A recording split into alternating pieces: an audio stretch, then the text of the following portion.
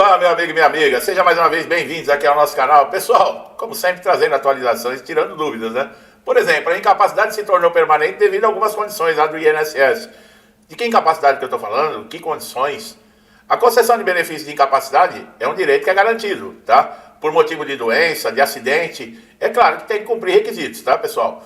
Para quem fica impossibilitado de exercer as suas atividades. E nos casos, né, em que essa incapacidade ela se torna permanente, o segurado ele pode ter direitos aí à aposentadoria por incapacidade permanente, que era anteriormente conhecida como aposentadoria por invalidez.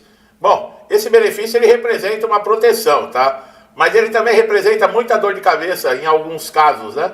Agora nós tivemos aí uma derrubada de veto que impede a participação tanto de aposentados por invalidez com doenças incuráveis e terminais e do benefício de prestação continuada nessas convocações em massa de pente fino que o INSS fazia, mas do outro lado temos diversos problemas aí, principalmente para quem está pedindo o benefício. Essa caracterização de incapacidade permanente, ela não se dá de uma maneira simples e automática. Quando eu falo que complica, ela depende de uma avaliação médica rigorosa feita por peritos do INSS. Aí começou o problema, que vão verificar se a doença ou a sequela impede que o segurado exerça a sua profissão ou qualquer outro tipo de profissão e se é compatível, tá? Para uma formação ou para uma nova experiência. Essa avaliação vai levar em consideração laudos médicos, exames, histórico de tratamento e também aspectos funcionais da vida cotidiana desse paciente. Isso está no papel, tá? Viu que lindo, né? Nossa, eu falo aqui, isso na voz lá de um jornalista, com a voz, né, bonita. Isso fica maravilhoso. Agora na prática, meu amigo, na prática não é tão lindo assim não, tá? Esse papo que vai verificar exames, que vai... Você chega na perícia muitas vezes, da maioria dos peritos, desconsidera completamente, ignora completamente, tá? Bom, entre as doenças as quais levam para aposentadoria por invalidez, eu fiz vídeo exclusivo falando sobre esse assunto. Transtornos mentais graves, como a esquizofrenia, depressão severa, doenças degenerativas como a esclerose múltipla ou Parkinson, além de condições físicas debilitantes, como sequelas de AVC. Lesões irreversíveis na coluna, olha aí, tem muito motorista aqui que me pede informação sobre isso. Perda de membros e doenças autoimunes, como o lúpus, a AIDS. Cada caso, contudo, é analisado individualmente, já que a gravidade da doença ela pode variar de uma pessoa para outra. Até aí, tudo bem. Importante ressaltar que a concessão da aposentadoria por incapacidade só ocorre quando todas as possibilidades de reabilitação profissional forem esgotadas. O INSS, por meio de seus programas, busca antes tentar reabilitar esse trabalhador para uma função compatível com a sua limitação. Quer dizer, mesmo que você ficou incapacitado, de alguma forma, o INSS vai tentar encontrar uma maneira de manter você no mercado de trabalho numa função que seja compatível com a sua incapacidade. Vamos lá, nós falamos aí, eu falei de motoristas, né? Carreteiro, ônibus, caminhão. O que acontece? Ah, problema de coluna. Tem dificuldade de movimentar as pernas, para mudar de marcha, fazer movimentos. Os caras te colocam sentado numa mesa atendendo o telefone o dia inteiro. E aí, você vai falar que você não pode fazer esse serviço? Tem como você recusar? O perito te encaminha por exemplo, para reabilitação profissional e lá eles falam, nós vamos te dar um curso de atendente de telefone. E aí? Você só vai falar. Você vai pôr até aquele fonezinho de ouvido, né, que o microfone fica na boca. Você não vai precisar nem, você só vai apertar o botão para atender e apertar o botão para desligar o telefone. Você não pode falar não. Ué, você está incapacitado para a sua função, mas não está incapacitado para outra. E é assim que o INSS está tratando as incapacidades, tá, pessoal? E ainda mais que essa derrubada de veto aí agora, pedidos de incapacidade nessas avaliações, só se a pessoa tiver mesmo em estado terminal, porque se houver possibilidade realista de inserção no mercado de trabalho, eles vão até o recurso final para tentar colocar você de volta no mercado de trabalho, tá? Agora, a aposentadoria por invalidez, depois da reforma da Previdência, para quem sabe, né, e para quem não sabe, teve mudança nos cálculos. Aí é outro problema enfrentado também, né? Porque antes da promulgação da reforma da Previdência de 2019, quem se aposentava por invalidez se aposentava praticamente quase com o salário que tinha enquanto estava na ativa. A reforma da Previdência mudou esse cálculo.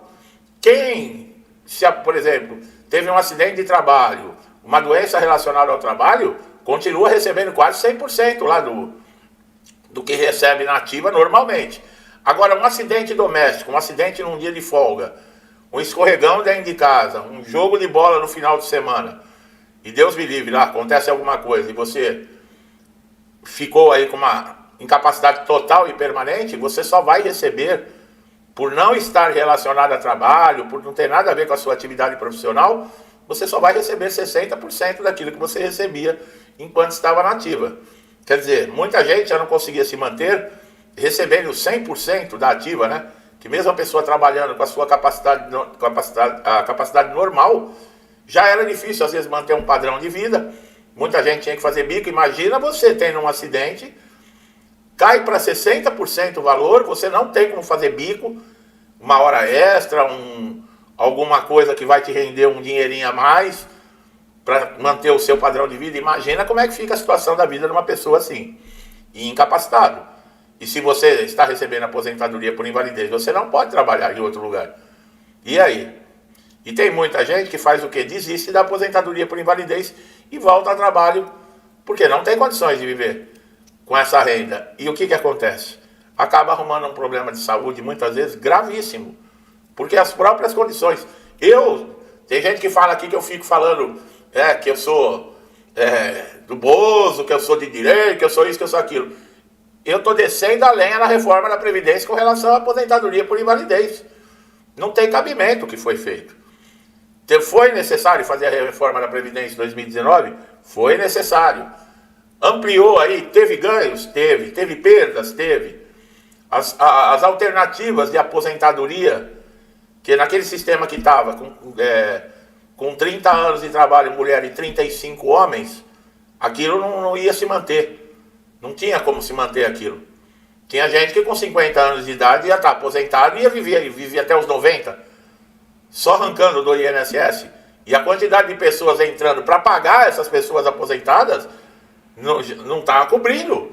Então era necessária uma reforma. Mas essa reforma que foi feita, na minha opinião, os mais prejudicados foram os aposentados por invalidez, aposentado por invalidez previdenciário, que é quando o acidente ou a doença não estão relacionados ao trabalho. Mas vamos encerrar o assunto aqui dessa parte e vamos continuar. Muitos segurados enfrentam ao longo do período a espera também por perícia, eu já falei em outros vídeos. Isso agrava a situação. A pessoa já está prejudicada, já está completamente abalada, incapacitada e ainda tem que lidar com esse tipo de coisa. Pessoal, é revoltante, até para mim que está fazendo o vídeo aqui, que faço os roteiros, que preparo o conteúdo para vocês aqui, eu me revolto, tá? É importante o reconhecimento da incapacidade permanente, mas não significa necessariamente que o trabalhador, que esse segurado, ele vai viver com dignidade. Os recursos corretos, acompanhamento médico contínuo, suporte familiar, muitas pessoas têm que adaptar uma nova rotina de vida, manter uma qualidade de vida que não tinha, tem que diminuir o padrão. É o que eu estava falando com relação à diminuição aí do recebimento. O INSS, por sua vez, diz que está investindo em digitalização, em inteligência artificial, em cruzamento de dados para aprimorar o sistema, para dar mais agilidade, que assim o segurado não precisa recorrer à justiça, que os resultados das perícias do INSS seriam mais confiáveis. Mas não é a inteligência artificial que vai fazer isso. E não é a digitalização que vai fazer isso. Para o resultado das perícias do INSS terem credibilidade, é preciso você colocar peritos humanos. Peritos com vergonha na cara. Peritos que, tenham consciência do papel deles perante aí aos segurados. Ele não está brincando com produtos de fabricação em massa, ele está lidando com pessoas. Então não adianta. O problema nas perícias não é a digitalização, a inteligência artificial, o cruzamento de dados. O problema das perícias do INSS é o perito. que não examina, que não ouve o que o segurado tem a dizer com relação à sua saúde, seu estado clínico, não olha a documentação que esse segurado traz, fazem tanta exigência que é necessário, documentação, que é isso, que é aquilo, e o perito ignora na cara dura. Não olha nem na cara do segurado, não olha a documentação, não olha nada. E o segurado se revolta. E eu falo, não, mas com relação à documentação, não é trabalho perdido, porque o perito lá da justiça vai olhar. E o juiz também vai olhar. Mas é o absurdo, a falta de respeito. Entendeu? Eu não estou generalizando que é todos os peritos, mas uma grande maioria. Que desfazem mesmo, desrespeitam o segurado, humilham o segurado. E eu já dei os canais aqui para segurado. Você está com todos os requisitos que demonstram a sua incapacidade, que você tem direito ao benefício. O perito te humilhar, o perito te desrespeitar, chama a polícia. Chame a polícia, faça um boletim de ocorrência. O perito ele vai ter que se identificar. O nome dele, o CPF dele. Pega o CPF e o nome do perito, entrega na mão do advogado. É claro que você tem que ter testemunhas, tá? Tem que ter testemunhas. Uma gravação de áudio, um vídeo, alguém que viu, alguém que presenciou. E entre na justiça processando o perito. O CPF do perito. Não adianta processar o INSS. O INSS você vai morrer e não vai acontecer nada. O INSS não paga a multa que a justiça estipula, vai pagar você? Entendeu? Os processos têm que ir para cima do CPF do perito. Tem gente que me pergunta, mas como é que eu vou conseguir o CPF? Eu estou mostrando para vocês. E já teve segurado aqui, e eu já falo isso há um bom tempo. Já teve segurado aqui no canal que falou para mim, eu fiz o que você falou, chamei a polícia e fiz o boletim de ocorrência e estou processando o perito. E isso, o supervisor da agência do INSS, análise tem prazo, não tem? 45 dias, pode se prorrogar por mais 45, 90 dias, você sem pagamento, sem ter o que comer dentro da sua casa. Se você tem como comprovar que o INSS está sendo negligente com relação a isso, chame a polícia para o supervisor da agência. Quem está na agência é responsável pelo que acontece ali. Existe uma supervisão na agência. Por que não está sendo feita? Pessoal, nós não estamos falando, que nem eu estou falando, de produtos industrializados. Tem que mostrar para essa raça aí que eles estão lidando é com gente. Se eles são animais, o problema é deles. Você é incapacitado, você é doente, você é acidentado, você é gente. Você é uma pessoa. Você merece respeito. Então, tem que ensinar esses pré-históricos a respeitar as pessoas. E pior que eles desrespeitam as pessoas que pagam o salário deles. Porque eles são funcionários públicos. Isso quer dizer, eles estão ali para servir o público, não para se servir do público. Está entendendo a diferença, como é que funciona? O dia que a população, que o brasileiro acordar para isso, os órgãos públicos começam a funcionar. Entendeu? Um médico do SUS, ele não está ali de graça. O SUS é de graça. O SUS não é de graça porcaria nenhuma.